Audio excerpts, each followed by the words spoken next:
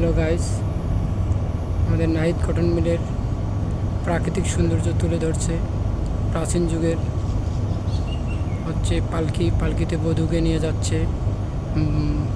পালকির বেহেরা এবং পল্লী বধূ কলসিতে পানি আনতে গেছিল, করে ঘর পল্লীবধূ এবং প্রাচীন যুগের যে হুকা টানতেছে মানুষ।